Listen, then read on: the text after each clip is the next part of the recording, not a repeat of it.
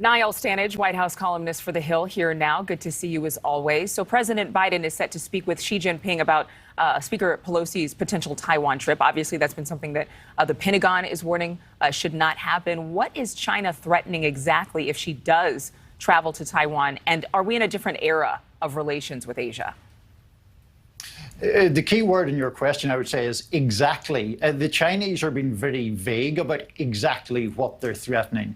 They're threatening an escalation. It is the judgment of the US military that that would not involve something, massively cataclysmic, like some kind of attack on Nancy Pelosi or anything like that.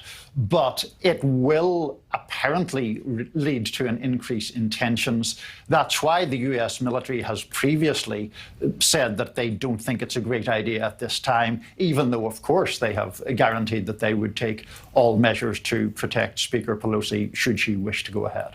And obviously this call is important. They sometimes are less productive, less actionable, more just an obligation. But what do you think is going to be newsmaking from this conversation? The issue of newsmaking details from this, I think, could maybe pertain to the Ukraine situation or to economic ties. It's difficult to imagine some sort of declaration about Taiwan coming from this, Adrian, because the Taiwan issue has obviously been festering for many, many years. The US has pursued this rather complex one China policy where it doesn't officially recognize Taiwan, but it does have defensive ties to it. It's this sort of posture of constructive ambivalence. And because there's that vagueness or opaqueness to the relationship, I'm not expecting, to use your word, much actionable detail to come from this call. And obviously, we heard from our Tom Dempsey, the issue of Russia might come up, considering their close ties with the nation.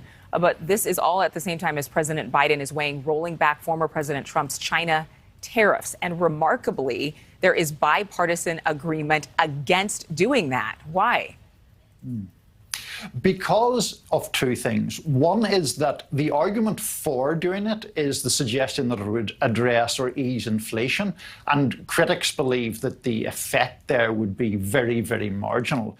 The other point is that people recognize that China is probably the main rival. Well, not probably, it is the main rival to the United States in the medium to long term. So therefore, should we really be easing tariffs? As you say, there has been a bipartisan opposition to the easing of tariffs, including very unlikely political allies like Senator Elizabeth Warren from Massachusetts and Senator Mitt Romney from Utah. Not two people who are normally found on the same side of any issue, to be quite frank. Well, that's kind of encouraging. I'll take anything that shows that people can work together on something. There's the new NewsNation Decision Desk HQ poll that we have out today. It finds about 38% of those polled see Russia as the biggest foreign threat to the U.S., China second at about 34% of those polled. In the past, maybe the midterms would be more directly affected by domestic issues. That would be the focus. I don't think that's going to change. But could we see more foreign policy issues impact voters and their decision-making ahead of the general election? First of all, I agree with you that the midterms are going to be fought on domestic issues.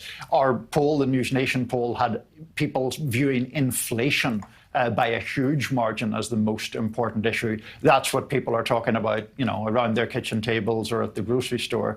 Now, that's not to say foreign policy isn't important. Clearly, it is. We've seen that with Russia's invasion of Ukraine. We're seeing it today in relation to China. I would say that the thing that matters to voters is, does the United States fundamentally seem strong or weak in the way it executes foreign policy? That's really the issue that can play into elections rather than the minutiae of American policy toward Taiwan, for example. Yeah, clearly there are priorities that American voters have, and that's not going to change. Niall, thank you. Good to see you. Thank you for watching. Go to newsnationnow.com to find NewsNation on your television provider. And don't forget to click the red subscribe button below to get more of NewsNation's fact-driven, unbiased coverage.